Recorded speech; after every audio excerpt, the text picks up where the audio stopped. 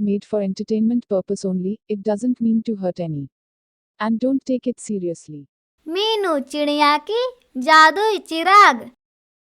एक सुंदर सा जंगल में भोलू चिड़ा और उसकी माँ साथ में रहती थी। भोलू की माँ का नाम मीनू चिड़िया था। मीनू चिड़िया की मृत्यु हो जाती है। मीनू चिड़िया की मृत्यु के कुछ साल बाद भोलू चिड़ा टूनी से शादी कर लेता है। जब टूनी चिड़िया भोलू चिड़ा के घर आती है तो देखती है कि उसके घर में उसकी माँ की तस्वीर के अलावा कुछ भी नहीं था। तभी टूनी चिड़िया बोलती है, भोलू जी, आप अपनी माँ से बहुत ही प्यार करते हैं, लेकिन दुनिया का यही दस्तूर है, जो एक बार चला जाता है वो फिर वापस कभी भी नहीं आता है। और हाँ भोलू जी, आपको कुछ काम करना होगा, तभी जाकर हमारी गरीबी मिटेगी और आपकी माँ जहाँ कहीं भी होंगी वो आपको मेहनत करता देख बहुत ही खुश होंगी। हाँ टूनी, तुम सही कह रही हो। माँ जब थी तो मैं कुछ भी नहीं किया, पर अब मैं पूरे लगन के साथ काम करूँगा। और हाँ, मैं कल से ही काम शुरू कर देता हूँ। दोनों सुख दुख की बातें करते रहते हैं और फिर भोलू दूसरों के खेतों में जाकर मजदूरी करने लगता है, जिससे उसे कुछ पैसे मिलने लगते हैं और फिर दोनों हंसी खुशी रहने लगते हैं। कुछ साल बाद टूनी एक अंडा देती है और उस अंडे में से नन्हा मुन्ना सुंदर सा बेटा जन्म लेता है, जिसका नाम लड्डू रहता है। तभी लड्डू बोलता है, मम्मा मम्मा, मुझे भूख लगी हुई है मम्मा, मुझे कुछ खाने के लिए दे दो मम्मा। अरे मेरा राजकुमार को भूख लगी हुई है, मैं अभी भोजन लाती हूँ। तभी टूनी चिड़िया लड्डू को भोजन खिलाती है और फिर सभी लोग भोजन खाकर सो जाते हैं। तभी टूनी के सपने में उसकी भूतनी सास आती है और बोलती है, अरे बहू, मुझे इस दिन का कितना इंतजार था, तुमने मुझे आज खुश कर दिया है।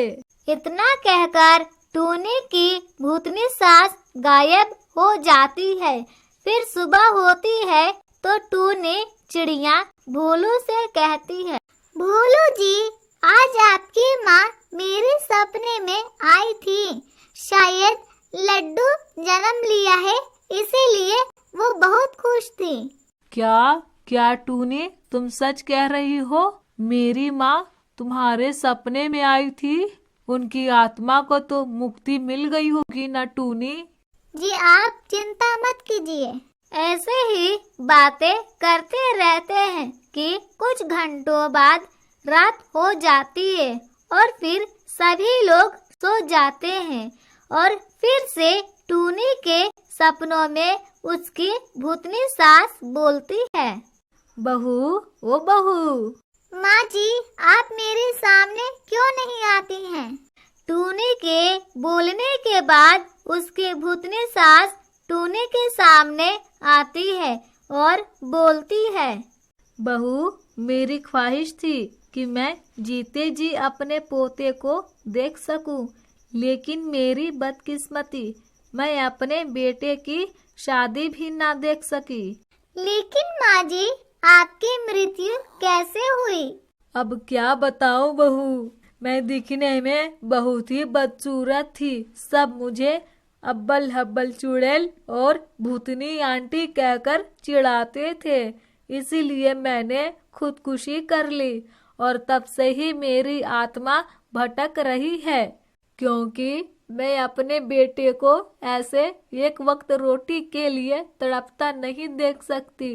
इसीलिए तुम जाओ, हमारी जो जमीन है उसी में जादुई चिराग गाड़ा हुआ है, उसे निकालने के बाद उसे रगड़ना, तुम जो मांगोगे तुम्हें वो देगा और तुम्हारी हमेशा मदद करेगा और तुम मेरे पोते और बेटे को कभी भी दुख मत देना।